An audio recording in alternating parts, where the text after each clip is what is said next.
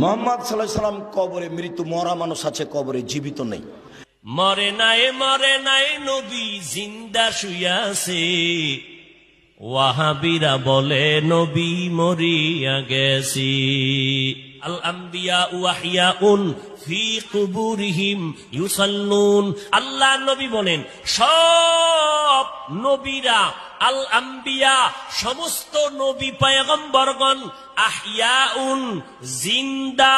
কোথায়? বলে ফি কুবুরিহিম, কবরের ভেতরে, কবরের ভেতরে, কবরের ভেতরে, রওজার ভেতরে সব নবীগণ জিন্দা।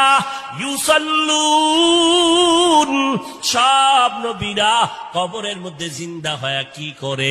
আল্লাহর নবী কয় সব নবীরা কবরের মধ্যে জিন্দা হালাতে নামাজরত অবস্থায় কিয়ামত পর্যন্ত আমার আল্লাহর মারিফতের মজা নিতে থাকবে।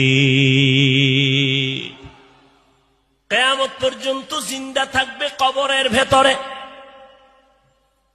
আহলে হাদিস নামের এক দলেরা কয় আমরা নবীরে কবরে জিন্দা মানি না। জিন্দা আহলে সুন্নাত ওয়াল জামাতের বিশুদ্ধ আকীদা, আমার নবী শুধু নয় সমস্ত নবীরা কবরের মধ্যে জিন্দা। আল্লাহ বলেন আমি তাদেরকে কবরের মধ্যে খানা দেই, রিজিক দেই।